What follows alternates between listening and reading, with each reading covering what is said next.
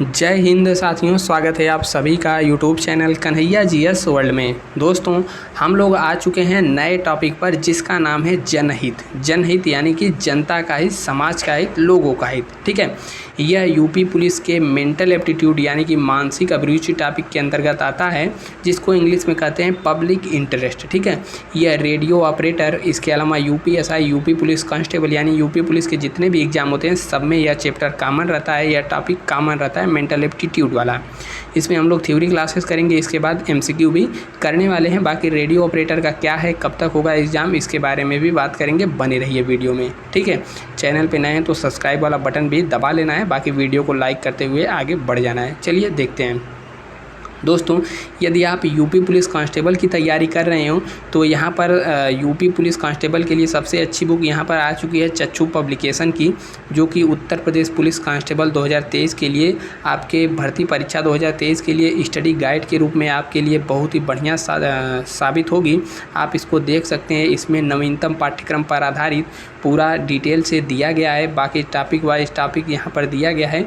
उसके अलावा यहाँ पर नीचे जैसे एक चैप्टर यहाँ पर आया है उत्तर प्रदेश एक परिचय। ठीक है, तो इसके बारे में पूरा डिटेल इसमें दिया हुआ है।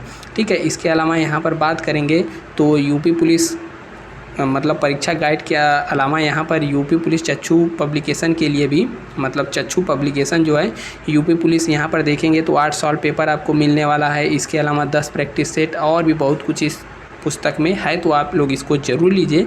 आपको नीचे डिस्क्रिप्शन में लिंक मिल जाएगा। चलिए बढ़ते हैं अपने टॉपिक के ऊपर। ठीक है, तो देखिए एक बार आपको थोड़ा सा याद दिला दें। ठीक है, इससे पहले हमने 3 क्लासेस ऑलरेडी कर ली हैं, यह चौथी क्लासेस है और चौथा क्लास में यह नया चैप्टर हम लोग का आ चुका है जनहित। आप जा करके सभी प्लेलिस्ट में लगी है उसको देख सकते हैं। ठीक है, तो देखिए आ चुका है हमारा चैप्टर जिसका नाम है जनहित। तो देखिए एक चीज़ आपको बता दें, यह जो चैप्टर है इसका थ्योरी बहुत ज़्यादा है, सब कुछ आपको पढ़ना ही पढ़ना है। कोई इसमें मैथमेटिक या फिर कोई तर्क ज़्यादा इसमें लगाना नहीं है। ज़्यादा बोरियत फील हो तो पीछे हम लोग यानी कि आगे एमसीक्यू भी हमने यहाँ पर लिया है, आप देख ही सकते हैं। ठीक है, तो एमसीक्यू 50+ है, इसको भी करेंगे, लेकिन पहले थोड़ा सा थ्योरी वाला भाग देख लेते हैं। जनहित, जनहित मतलब होता है लोगों का हित, सबका हित, समाज का हित। ठीक है, पब्लिक इंटरेस्ट इसी को इंग्लिश में कहते हैं। बात करें पुलिस की तो हमारी जो पुलिस है वर्तमान, यह ब्रिटिश सरकार के हुकूमत को मतलब जो इस समय हमारी पुलिस है, इस पुलिस की अवधारणा कब आई? ब्रिटिश सरकार के दौरान ही आई। और ब्रिटिश सरकार ने पुलिस की स्थापना क्यों की थी? जनता की रक्षा के लिए तो किए नहीं थे, वह किए थे अपनी जड़ों को मजबूत करने के लिए। ठीक है, ताकि यहाँ से ज़्यादा लूट करके अपने ब्रिटेन में अपने देश लेकर के जा सकें। उसी समय इस पुलिस की अवधारणा आई थी। और बात करें पुलिस की अवधारणा कब आई थी तो 1861 में आई थी, इसको आप लोग याद रख सकते हैं। ठीक है, यह पुलिस बल, अत्याचार, आतंक का पर्याय था, यानी कि उस समय लोगों से लूट मार किया करते थे। और तत्कालीन ब्रिटिश प्रशासनिक व्यवस्था, नागरिक सेवा, सेना एवं पुलिस, इन 3 स्तंभों पर टिकी हुई थी। पुलिस अधिकारियों और सिपाहियों को अधिक से अधिक हथियार दिए गए थे और उनके प्रशिक्षण का स्तर इस प्रकार बनाया गया था कि वह जनमानस को आतंकित कर सके। उस समय की बात कर रहा है। और यहाँ पर देखेंगे ब्रिटिश हुकूमत से स्वतंत्रता के बाद आम सोच और मानसिकता में बहुत बड़ा परिवर्तन हुआ, लेकिन पुलिस में ऐसा कोई परिवर्तन नहीं आया। आज भी आप लोग देखेंगे तो हम मान लीजिए हमारे पढ़े लिखे समाज तो थोड़ा ठीक है, लेकिन गांव में पुलिस का नाम सुनते ही लोग डर जाते हैं। क्यों डर जाते हैं? क्योंकि वह ब्रिटिश वाली मानसिकता पुलिस की, मतलब ब्रिटिश काल में जो आतंक हुआ करता था वही सबके मन में बसा है, अपने दादा परदादाओं से सुनते सुनते। लेकिन पुलिस का काम क्या है? जनता की रक्षा करना। ठीक है, और पुलिस की बात करें तो यहाँ पर कह रहा है पुलिस बदलते समाज के साथ नहीं बदली, पुलिस का दृष्टिकोण बदलकर सकारात्मक होना चाहिए था, जिससे पुलिस को जनता के प्रशासनिक नेता और समाज में शांति रक्षक के रूप में देखा जाता है। किंतु जनता की रक्षा का भार वहन करती पुलिस आज भी भक्षक के रूप में नज़र आती है। नीचे यहाँ पर देखेंगे तो कह रहा है कि वास्तव में 1861 में बने पुलिस अधिनियम के मुताबिक ही देश के अधिकांश राज्यों की पुलिस आज भी कार्य कर रही है। ठीक है, 1861 में जो अधिनियम पुलिस का बना था वो वही चल रहा है वर्तमान में भी, बस थोड़ा बहुत संशोधन करके ले लिया गया है। ठीक है, और कह रहा है आज़ाद भारत के इतने साल गुजरने के बाद भी व्यवस्था जस की तस बनी हुई है, पुलिस का खौफनाक रवैया यथावत अभी भी बना हुआ है। ठीक है, तो इसी प्रकार से यहाँ पर आप देख सकते हैं थ्योरी क्लासेस ही आपको मिलने वाली है। वर्तमान समय में पुलिस की भूमिका और जिम्मेदारियों में काफ़ी बदलाव आया है। पुलिस व्यवस्था में काम करने वाले लोगों को यह समझना होगा कि उनका काम लोगों को डराना धमकाना नहीं है, बल्कि आम जन को सुरक्षा का एहसास तथा जनहित में अपना योगदान देना है। ठीक है, तो पुलिस बखूबी अपने कार्यों को निभाती भी है, जनता की रक्षा भी करती है, लेकिन हर जगह कुछ ना कुछ वैसे घुसे ही रहते हैं। पुलिस लोगों का अक्सर वीडियो वायरल होता है, कभी किसी को मारते हुए, ठीक है, कभी किसी वसूली करते हुए, लेकिन हर जगह अच्छाई है तो बुराई भी है। ठीक है, तो कुछ होते हैं हर जगह, वैसे पुलिस में भी अभी शामिल है, लेकिन पुलिस को समझना चाहिए कि उनका काम जनता की सहायता करना, जनता की रक्षा करना है, उनको डराना धमकाना नहीं है। यहाँ पर नेक्स्ट लाइन देखेंगे, जनहित एक विशिष्ट एवं व्यापक अर्थ वाला शब्द है। इसका सामान्य अर्थ होता है जनता का हित या फिर जनता का कल्याण करना। वर्तमान लोकतंत्र का बुनियादी मूल मंत्र जो है लोकहित या जनता ही है। इसका अभिप्राय व्यक्तिगत हित से न होकर के समस्त जन समूह से है, अर्थात जनहित का अभिप्राय सर्वजन हित से है, सभी लोगों का हित हो, यही है जनहित का मतलब। अब देखिए नेक्स्ट पेज हमारा यहाँ पर आता है, और यह सब जो आप देख रहे हैं इस सब को आप PDF फॉर्म में भी पा जाएंगे। तो बस हमारे टेलीग्राम चैनल @ लगा के कन्हैया GS वर्ल्ड सर्च कर लीजिएगा, या फिर आपको नीचे डिस्क्रिप्शन में लिंक मिल जाएगा, वहाँ पर भी हम इसका PDF डाल देंगे। ठीक है, तो देखिए यहाँ पर नेक्स्ट यहाँ पर कह रहा है कि व्यक्ति समाज की एक प्राथमिक इकाई है। व्यक्तियों के समूह से ही समाज का निर्माण होता है, समाज से राष्ट्र का निर्माण होता है। अतः यदि हम सामान्य रूप से बात करें तो व्यक्तिगत हित के साथ समाज का हित भी जुड़ा हुआ है, किंतु सामाजिक हित एवं व्यक्तिगत हित के बीच संघर्ष की स्थिति पैदा हो जाती है, तो इस मुद्दे पर व्यापक विचार विमर्श की आवश्यकता है। ठीक है, तो इसी प्रकार कुछ खास नहीं है, इसी प्रकार यहाँ पर थ्योरी सब का सब लिखा हुआ है। जनहित की अवधारणा को साफ, स्पष्ट एवं श्रेयमान बनाने हेतु आवश्यक है कि निश्चित सीमा तक व्यक्तिगत और सामाजिक हितों के सामंजस्य स्थापित किया जाए। ठीक है, तो सेम यही बस लिखा हुआ है पुलिस के बारे में, तो आप भी इसको पढ़ सकते हैं वीडियो पॉज करके। ज़्यादा हमको पढ़ करके सुनाने का कोई मतलब ही नहीं ऐसा आने वाला है MCQ में। ठीक है, उसमें थोड़ा कुछ हट के ही आ रहा है। देखिए, सामाजिक एवं कल्याणकारी राज्य का मूल आधार है और प्राकृतिक आधार पर भेदभाव को निषिद्ध करता है।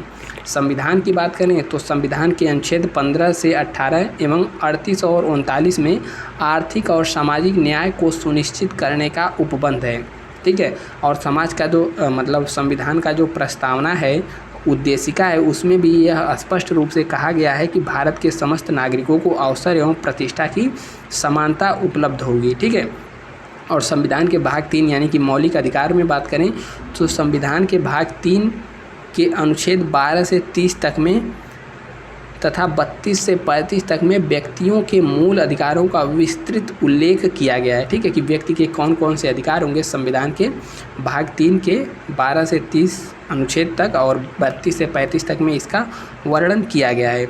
और अनुच्छेद 14 से 18 तक समता के विषय में विस्तृत रूप से बताया गया है कि समानता का अधिकार समता है। ठीक है, 14 से 18 तक में, तो यह सब तो आपको पता ही होगा। और बाकी यहाँ पर कह रहा है कि संविधान के भाग 3 के अतिरिक्त यहाँ पर भाग 4 के अनुच्छेद यानी कि जो हमारा DPSP है, directive principle of state policy, राज्य के नीति निर्देशक तत्वों में 36 से 51 तक जनहित की रक्षा के लिए विशेष उपबंध किए गए हैं।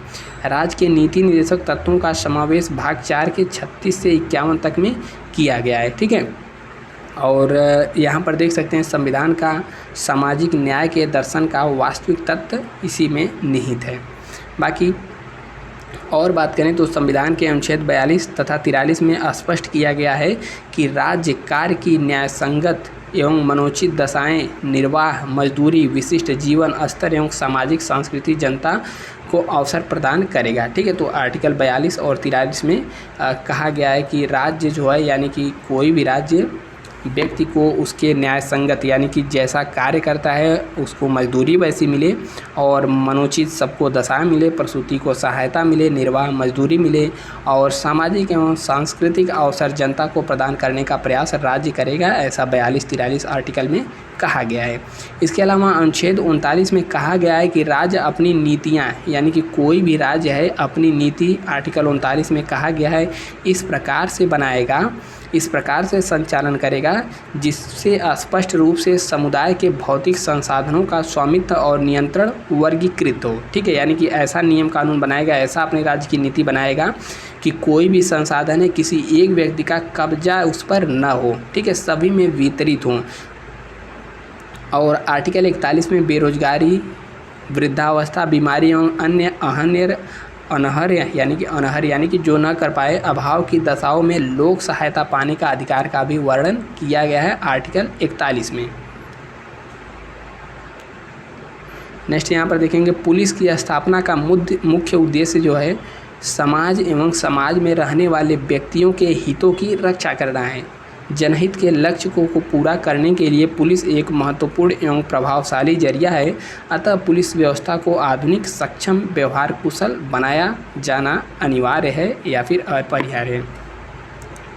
तो यह हो गया थोड़ा थ्योरी क्लासेस। अब बढ़ते हैं क्वेश्चन के ऊपर। ठीक है, यह वही क्वेश्चन है जो कि प्रीवियस ईयर में यूपीएसआई, ठीक है, यूपीएसआई या फिर यूपीएएसआई, इसके अलावा यूपीपी कांस्टेबल, इन सब एग्ज़ामों में यह सब पूछा हुआ क्वेश्चन है जो हम आपको करा रहे हैं। चलिए पहला क्वेश्चन आता है और टोटल 50 प्लस क्वेश्चन इसमें है। देखिए हम लोग कहाँ तक बढ़ते हैं इसमें। बाकी अगर ज़्यादा लंबी क्लास होने लगेगी तो नेक्स्ट पार्ट में करेंगे, अन्यथा इसी में निपटाने का पूरा प्रयास करेंगे।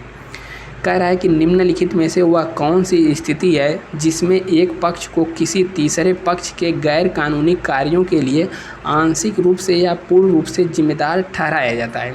तो बताइए पहले का जवाब क्या होगा।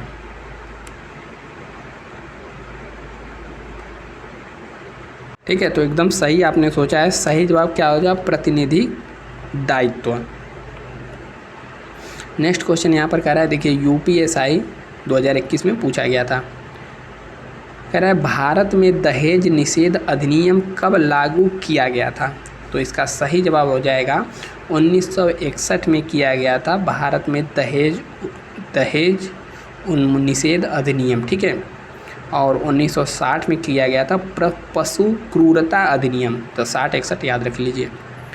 नेक्स्ट कह रहा है दहेज प्रतिषेध यानी कि दूल्हा और दुल्हन को उपहारों की सूची का अनुरक्षण नियम किस वर्ष बनाए गए थे। यह भी यूपीएसआई में पूछा गया क्वेश्चन है। तो ऑप्शन नंबर सी सही होगा 1985 में। ठीक है, नेक्स्ट यहाँ पर क्वेश्चन है निम्नलिखित में से किस अधिनियम में तलाक के लिए प्रावधान दिया गया है। तलाक किस अधिनियम में दिया गया है। तो ऑप्शन नंबर डी, हिंदू विवाह की यह बात कर रहा है। ठीक है, तलाक ऐसा थोड़ी तलाक केवल मुस्लिमों में होता है, तो हिंदू में बात कर रहा है। तो हिंदू विवाह अधिनियम 1955 में इसको दिया गया है तलाक का। ठीक है, हिंदू विवाह अधिनियम। आ गया नेक्स्ट क्वेश्चन, RMSA कार्यक्रम का शुभारंभ कब हुआ था। तो RMSA इसका पहले फुल फॉर्म जान लीजिए। RMS का मतलब होता है राष्ट्रीय, आर से राष्ट्रीय, एम से माध्यमिक, एस से शिक्षा, ए से अभियान। राष्ट्रीय माध्यमिक शिक्षा अभियान कब शुरू किया गया था। तो वर्ष 2009 में इसको शुरू किया गया था, आपको याद कर लेना है। नेक्स्ट क्वेश्चन आता है छठा, यह भी वैसा ही है। ICRMW का पूर्ण रूप क्या है। ICRM बताइए। देखिए इसका सही जवाब क्या हो जाएगा। ICRMW का फुल फॉर्म होता है international convention on the protection of the rights of all migrants workers. Option number इसका डी सही होगा। ठीक है, international convention on the protection of the rights of all migrant workers and member of their families. ठीक है, तो जो भी वर्कर काम करते हैं उनके राइट्स, उनके अधिकार और माइग्रेंट वर्कर के बारे में यहाँ पर ICRMW का पूर्ण रूप है। नेक्स्ट क्वेश्चन आ गया, गांधी जी की गिरफ्तारी के बाद निम्नलिखित में से किसने नमक सत्याग्रह का नेतृत्व संभाला था। तो देखिए गांधी जी नमक सत्याग्रह के दौरान जब गिरफ्तार हो गए थे तो सरोजनी नायडू ने नमक सत्याग्रह का कार्यभार नेतृत्व किया था। ऑप्शन नंबर सी सही है। नेक्स्ट क्वेश्चन आता है, भारत में असंगठित क्षेत्र के उद्यमों के लिए राष्ट्रीय आयोग यानी कि NCEUS का गठन किया गया था, कब किया गया था बताइए। ऑप्शन नंबर बी 2004 में किया गया था। नेक्स्ट क्वेश्चन है, शांति युद्ध की अनुपस्थिति से अधिक है, शांति समझौता है, सामंजस्य है, यह कथन किसके द्वारा कहा गया है। तो यहाँ पर लैनी टेलर के द्वारा इसको कहा गया है। कह रहा है कि चौरी चौरा कांड कब हुआ था, तो यह तो जन जन को मालूम है, चौरी चौरा कांड 1922 ईस्वी में हुआ था। नेक्स्ट क्वेश्चन, तो यहाँ पर कह रहा है मोहम्मद अली जिन्ना ने किस वर्ष में अपने प्रसिद्ध 14 सूत्र प्रकाशित किए थे। तो 14 सूत्री फार्मूला किसका था, मोहम्मद अली जिन्ना का था और इन्होंने 1929 ईस्वी में इसको प्रकाशित किया था।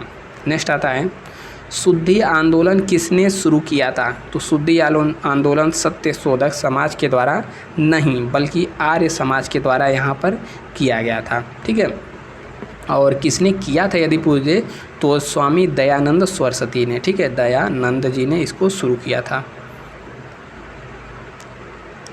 नेक्स्ट आता है, जब कोई व्यक्ति या कंपनी ऋण चुकाने में असमर्थ हो तो उस स्थिति में इंगित करने के लिए निम्नलिखित में से किस शब्द का प्रयोग किया जाता है।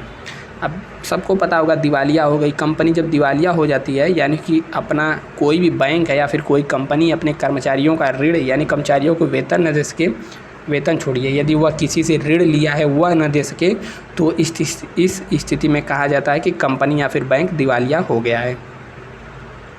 नेक्स्ट है, सामाजिक आर्थिक पहलुओं में BPL का पूर्ण रूप क्या है। BPL below poverty line. Option number C is एकदम करेक्ट। नेक्स्ट कह रहा है, निम्नलिखित में से कौन सा संगठन भारत में लोक अदालत आयोजित करता है लोक अदालत। 15वां क्वेश्चन बताइए। तो देखिए, राष्ट्रीय विधिक सेवा प्राधिकरण के द्वारा इसको आयोजित कराया जाता है। नेक्स्ट आता है, कह रहा है कि RMS कार्यक्रम का प्रयास को सार्वभौमिक बनाना है।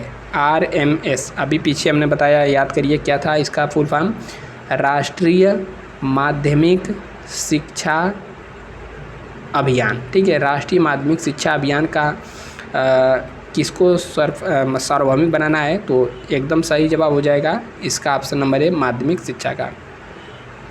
नेक्स्ट कह रहा है, किसने कहा था कि हमेशा विचार और शब्द और कर्म के पूर्ण सामंजस्य को लक्षित करें, हमेशा अपने विचारों को शुद्ध करने का लक्ष्य रखें और सब कुछ ठीक हो जाएगा। तो यह वाक्य, यह कथन किसने कहा था, तो बापू जी ने कहा था यानी कि महात्मा गांधी जी ने कहा था। ऑप्शन नंबर सी। नेक्स्ट आता है, कह रहा है कि भारतीय संविधान के निम्नलिखित में से किस अनुच्छेद के अनुसार गिरफ्तार किए जाने वाला व्यक्ति गिरफ्तारी का आधार जानने का हकदार है। तो ऑप्शन नंबर ए यानी कि गिरफ्तार संविधान के अनुच्छेद 22 के अनुसार गिरफ्तार किए जाने वाला व्यक्ति को जानने का अधिकार है कि उसे किस जुर्म में गिरफ्तार किया जा रहा है। अगला आता है, भारत के संविधान का अनुच्छेद 40 राज्य को किस लिए कार्य करने की सलाह देता है। तो देखिए, वर्तमान में जो बहुत ज़्यादा मुद्दा चर्चा में है, समान नागरिक संहिता यानी कि UCC यूनिफॉर्म सिविल कोड। ठीक है, तो ऑप्शन नंबर यहाँ पर 20 सही है। नेक्स्ट क्वेश्चन आता है 20वां, और आप लोग वीडियो को अभी तक देख रहे हैं तो वीडियो को लाइक ज़रूर करिएगा और कमेंट बिना किए हुए भाग जाते हैं तो एक कमेंट भी दोस्त ज़रूर कर देना है, और हो सके तो वीडियो को ऑनलाइन ही देखा करिए। नेक्स्ट क्वेश्चन है, 73वां संविधान संशोधन अधिनियम कब पारित किया गया था। तो 73वां और 74वां संविधान संशोधन पारित हुआ था एक साल के अंतर पे। तो ऑप्शन नंबर इसका 20 सही होगा। कब किया गया था, तो 1992 में। ठीक है, और 74वां 1993 में। नेक्स्ट आता है 21वां, निम्नलिखित में से कौन सा अनुच्छेद कहता है कि राज्य सभी बालकों के लिए 6 वर्ष की आयु पूरी होने तक प्रारंभिक बाल्यावस्था देखरेख और शिक्षा प्रदान करने के लिए प्रयास करेगा। तो बताइए, सही जवाब हो जाएगा ऑप्शन नंबर बी यानी कि आर्टिकल 15 में ऐसा कहा जाता है। नेक्स्ट क्वेश्चन है यहाँ पर, भारतीय संसद द्वारा धन शोधन निवारण अधिनियम किस वर्ष अधिनियमित किया गया था? धन शोधन निवारण अधिनियम, सही जवाब हो जाएगा ऑप्शन नंबर डी, वर्ष 2003 में किया गया था। अगला क्वेश्चन है यहाँ पर, कह रहा है भारतीय संविधान के अनुच्छेद 14 से 18 तक निम्नलिखित में से किससे संबंधित है? 14 से 18 किससे संबंधित है? तो एकदम सही जवाब इसका होगा ऑप्शन नंबर सी, यानी कि समानता का अधिकार। नेक्स्ट है, भारतीय संविधान के कौन से अनुच्छेद धर्म की स्वतंत्रता की गारंटी देता है? तो शुरुआत में थ्योरी वाले क्लास में भी हमने पढ़ा था, तो ऑप्शन सही हो जाएगा, नहीं यह नहीं पढ़ा था। ठीक है, धर्म की स्वतंत्रता का अधिकार आर्टिकल 25 से 28 में है। नेक्स्ट क्वेश्चन आता है, भारतीय संविधान का निम्नलिखित में से कौन सा अनुच्छेद कुछ निश्चित मामलों में गिरफ्तारी और निरोध के विरुद्ध संरक्षण से संबंधित है? ठीक है, तो इसका ऑप्शन छिप गया है या फिर पिछले पेज पे होगा, अगले पेज पे। तो इसका जो सही जवाब है ऑप्शन नंबर, यहाँ पर ऑप्शन तो है ही नहीं, तो आर्टिकल यहाँ पर 22 में कहा गया है। ठीक है, आर्टिकल 22 में कहा गया है कि कुछ निश्चित मामलों में गिरफ्तारी और निरोध के संबंध में यहाँ पर संरक्षण प्रदान किया गया है, और कहा गया है कि व्यक्ति को यदि गिरफ्तार किया जाता है तो अपने मनपसंद का वकील रखने का वह हकदार है, रख सकता है, और उसको 24 घंटे के अंदर, ठीक है, 24 आवर के अंदर उसको मजिस्ट्रेट के सामने पेश करना है। ठीक है, यहाँ पर था आर्टिकल, यहाँ पर सही जवाब हो जाएगा ऑप्शन नंबर सी।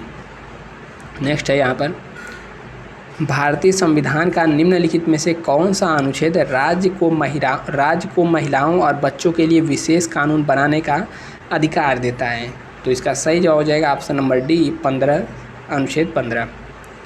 नेक्स्ट कह रहा है, भारतीय संविधान का निम्नलिखित में से कौन सा अनुच्छेद कानून के समक्ष समानता से संबंधित है?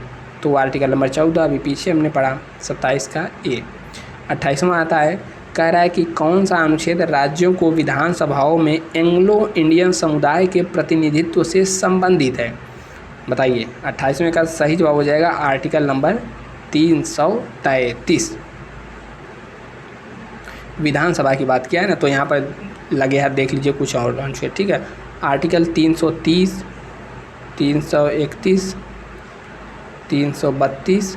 ठीक है, देखिए 330 में क्या कहा गया है कि लोकसभा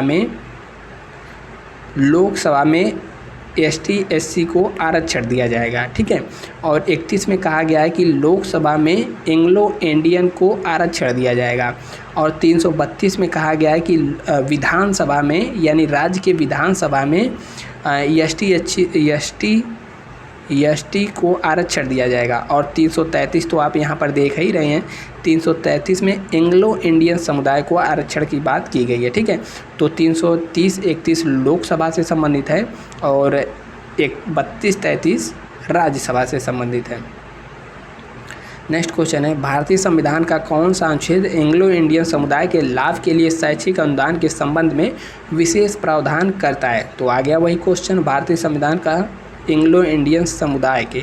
ठीक है, तो 29वें का सही जवाब हो जाएगा ऑप्शन नंबर डी, 337 वाला, शैक्षिक अनुदान की बात कर रहा है ना, तो यहाँ पर 28वें का सही जवाब हो जाएगा, 29वें का सही जवाब ऑप्शन नंबर डी, 337। 30वां कह रहा है कि केंद्र और राज्यों के बीच विवादों का निर्णय करने के लिए भारत को उच्चतम न्यायालय की शक्ति किसके अंतर्गत आती है? ठीक है, तो देखते हैं ऑप्शन। पहला ऑप्शन है यहाँ पर जनहित याचिका, अपील न्याय क्षेत्र, मूल अधिकार क्षेत्र, या फिर सलाहकार क्षेत्राधिकार। तो ऑप्शन नंबर सी यहाँ पर होगा, मूल क्षेत्राधिकार के अंतर्गत आता है। ठीक है, नेक्स्ट कह रहा है, भारतीय संविधान के अनुसार मानव तस्करी और जबरन श्रम किसके तहत प्रतिबंधित है? तो शोषण के खिलाफ प्रतिबंधित। 31वें का सही जवाब होगा शोषण के खिलाफ अधिकार से संबंधित है। 32वां कह रहा है कि भारतीय संविधान की उद्देशिका में निम्नलिखित में से कौन सा सेंस ऑफ ब्रदरहुड वाक्यांश का सबसे अच्छा वर्णन करता है? Sense of brotherhood. तो 32वें का सही जवाब हो जाएगा ऑप्शन नंबर ए, यानी कि ब्रदरहुड, यानी कि बंधुत्व। ऑप्शन नंबर ए सही हो जाएगा। कह रहा है कि भारतीय संविधान का कौन सा अनुच्छेद निर्दिष्ट करता है कि अस्पृश्यता को समाप्त किया जाए। तो आर्टिकल 17 में अस्पृश्यता के उन्मूलन की बात की गई है और देखिए कितनी बार पूछा गया है, 24 तारीख को, 30 तारीख को और 27 तारीख को, एक ही महीना में। नेक्स्ट क्वेश्चन यहाँ पर कह रहा है कि एक उच्चतम न्यायालय द्वारा निचली अदालत या न्यायाधिकरण यानी कि ट्रिब्यूनल को उसके क्षेत्राधिकार क्षेत्र की सीमा से बाहर जाने से रोकने के लिए, उस अधिकार क्षेत्र की जगह लेने से रोकने के लिए जो उसके पास नहीं है, कौन सी रिट जारी किया जाएगा। तो देखिए 5 प्रकार की रिट जारी की जाती है, लेकिन यहाँ पर कोई जो निचली अदालत है वो अपने अधिकार क्षेत्र से बाहर काम किया है तो यहाँ पर निषेध यानी कि जिसे प्रोहिबिशन कहते हैं वह जारी किया जाएगा। नेक्स्ट आता है 35, कह रहा है कि अस्पृश्यता अपराध अधिनियम में संशोधन किया गया और इसका नाम क्या रखा गया। बताइए, सिंपल सवाल। इसका नाम रखा गया नागरिक अधिकार संरक्षण अधिनियम और 1955 में इसको बनाया गया था। ठीक है, और संशोधन कब किया गया? 1976 में। ठीक है, 1976 में इसे संशोधन करके इसका यह नाम रखा गया था। नेक्स्ट क्वेश्चन आता है 36वां, संविधान का कौन सा अनुच्छेद यह प्रावधान करता है कि राष्ट्रपति सामाजिक और शैक्षणिक रूप से पिछड़े वर्गों की स्थितियों की जांच के लिए एक आयोग नियुक्त कर सकते हैं। बेहतरीन क्वेश्चन, बताइए। ऑप्शन नंबर डी, आर्टिकल 340 में ऐसा कहा गया है। 37 कह रहा है भारतीय संविधान की कौन सी अनुसूची असम, मेघालय, त्रिपुरा और मिजोरम के आदिवासियों के लिए प्रशासन से संबंधित है। तो देखिए कितने राज्य हैं, 1 2 3 4। ठीक है, तो जिसको हम लोग ATM² नाम से जानते हैं, असम, त्रिपुरा, EM² से मिजोरम और मेघालय। ठीक है, तो इनको किस अनुसूची में रखा जाता है? तो 6ठी अनुसूची में रखा जाता है। ठीक है, 38वां कह रहा है कि भारतीय संविधान के किस अनुच्छेद में निर्धारित है कि राष्ट्र सर्वत्र भारतीय क्षेत्र में नागरिकों के लिए एक समान नागरिक संहिता सुरक्षित करने का प्रयास किया था। पीछे ही क्वेश्चन आया था, ऑप्शन नंबर सी। 38 का क्या हो जाएगा? ऑप्शन नंबर डी यानी कि 44। ठीक है, तो एक समान सिविल संहिता, जैसा कि नाम से ही विदित है एक समान, तो इसमें 4 ठीक है, हट जा भाई, 4 आ रहा है यानी कि समान है, तो एक समान। 38 का ऑप्शन नंबर डी सही हो जाएगा। नेक्स्ट आता है 39, कह रहा है कि भारतीय संविधान के संदर्भ में अस्पृश्यता का उन्मूलन मौलिक अधिकार के अंतर्गत आता है। तो इसका सही जवाब हो जाएगा समानता के अधिकार के अंतर्गत आता है, आर्टिकल 17 उन्मूलन वाला। पारिवारिक न्यायालय अधिनियम कब आया था? तो पारिवारिक न्यायालय अधिनियम 1984 में आया था। नेक्स्ट कह रहा है कि निम्नलिखित में से कौन सा रिट अदालतों के नियमों या एक व्यक्ति को जारी किया जाता है जो अपना सार्वत्रिक कर्तव्य करने के लिए निर्देश देता है। यानी कि 41वां, इसका सही जवाब हो जाएगा परमादेश। कोई भी अधिकारी या फिर कोई भी अधिकारी काम नहीं कर रहा है तो उसे न्यायालय द्वारा एक रिट जारी किया जा सकता है, जिसे परमादेश यानी कि मैंडेमस कहते हैं, कि हम तुम्हें आदेश देते हैं कि अपना सार्वजनिक एक सेकंड दोस्त। ठीक है, तो इसका सही जवाब हो जाएगा परमादेश। 41 का ऑप्शन नंबर बी। 42 कह रहा है कि निम्नलिखित में से किस वर्ष में समान पारिश्रमिक अधिनियम पारित किया गया था? तो इसका सही जवाब हो जाएगा ऑप्शन नंबर सी, यानी कि 1976 में इसको लागू किया गया था। 43 कह रहा है कि निम्नलिखित में से कौन सा मौलिक अधिकार केवल भारतीय नागरिकों को ही दिया जाता है? तो भारतीय नागरिकों को कौन सा अधिकार दिया जाता है? तो 43 का सही जवाब हो जाएगा ऑप्शन नंबर डी, भाषण और व्यक्ति का स्वतंत्रता का अधिकार। तो 15, ठीक है, आर्टिकल 15, 16, 19, 29 और 30, यह सब ऐसे आर्टिकल हैं जो कि केवल भारतीय नागरिक को ही दिए जाते हैं, तो इन आर्टिकल को आप याद रख लीजिए। कह रहा है कि निम्नलिखित में से किस संशोधन में अनुच्छेद 51A का भारतीय संविधान में समावेश किया गया है? तो कौन सा संशोधन हुआ था? तो 42वां संविधान संशोधन हुआ था। 44 का ऑप्शन नंबर बी। 45वां क्वेश्चन कह रहा है, चलिए निपटा ही देते हैं, 50+ क्वेश्चन है। निम्नलिखित में से भारत का सबसे पुराना उच्च न्यायालय कौन सा है? कलकत्ता उच्च न्यायालय, सभी को पता है। ऑप्शन नंबर 45 का सही जवाब हो जाएगा ऑप्शन नंबर डी। और कब इसका स्थापना किया गया था? तो 1862 ईस्वी में किया गया था। ठीक है, नेक्स्ट क्वेश्चन नंबर 46 आता है हमारा, और 46 कह रहा है कि भारतीय संविधान का निम्नलिखित में से कौन सा अनुच्छेद राज्यपाल को राज्य विश्वविद्यालय के अवकाश के दौरान अध्यादेश जारी करने की शक्ति देता है? तो अध्यादेश यहाँ पर राज्यपाल 213 में जारी करते हैं, और राष्ट्रपति की बात करें तो इसका उल्टा हो जाता है। ठीक है, कितना होता है? 123 आर्टिकल राष्ट्रपति में।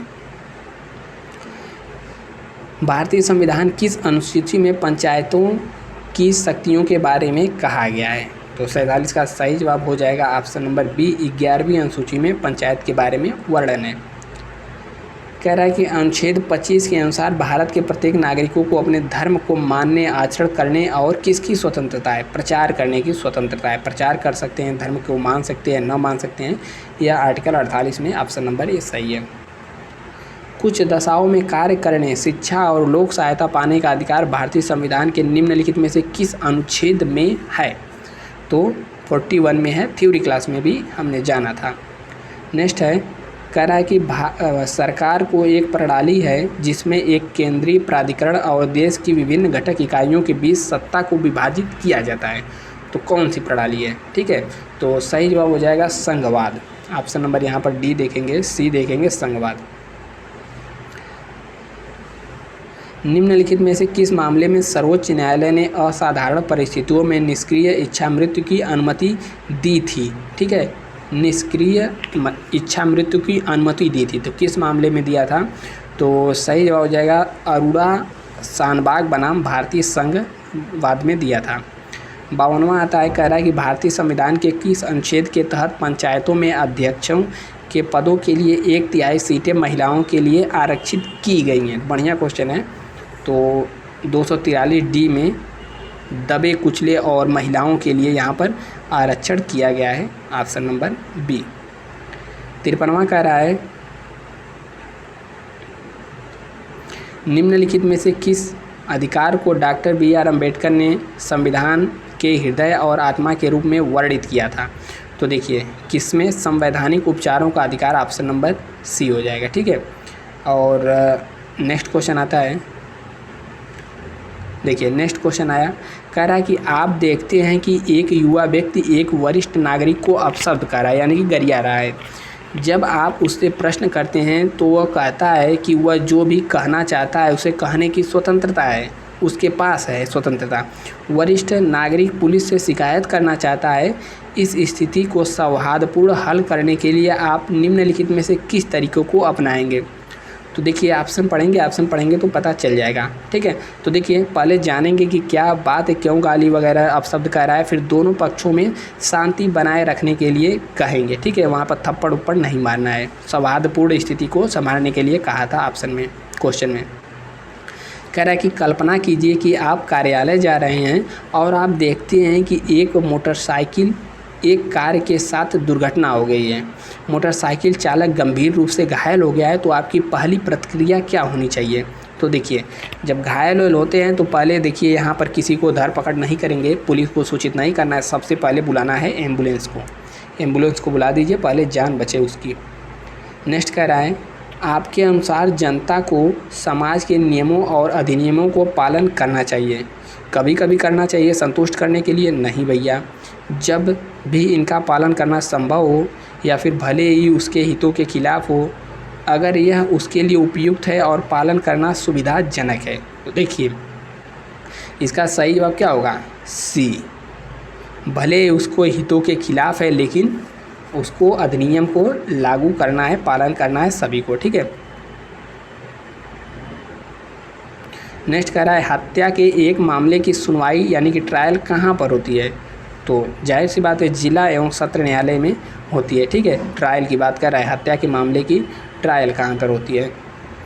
57, 58वां और शायद यह लास्ट ही होगा, कह रहा है कि पंचायत चुनाव में निम्नलिखित में से किस स्तर पर कराया जाता है, यानी कि पंचायत चुनाव किस स्तर पर कराया जाता है। तो पंचायत चुनाव उपरोक्त सभी, यानी कि ग्राम स्तर पर, जिला स्तर पर और नगर स्तर पर, ठीक है। पंचायत चुनाव की बात कर रहा है, ग्राम पंचायत की नहीं कर रहा है। तो ऑप्शन नंबर डी, और इसका वर्णन कहाँ है, भाग 9 में और 243 आर्टिकल में पंचायतों की संरचना, आरक्षण, अवधि, ये सब का वर्णन किया गया है, ठीक है।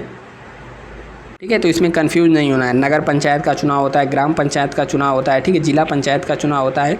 तो उपरोक्त सभी इसका सही जवाब है। दोस्त, अभी तक आप वीडियो को देख रहे हो तो आपको करना कुछ नहीं है, बस यह सभी क्लासेस आपको मिलेंगी और टेलीग्राम नीचे चैनल है उसको ज्वाइन कर लेना है।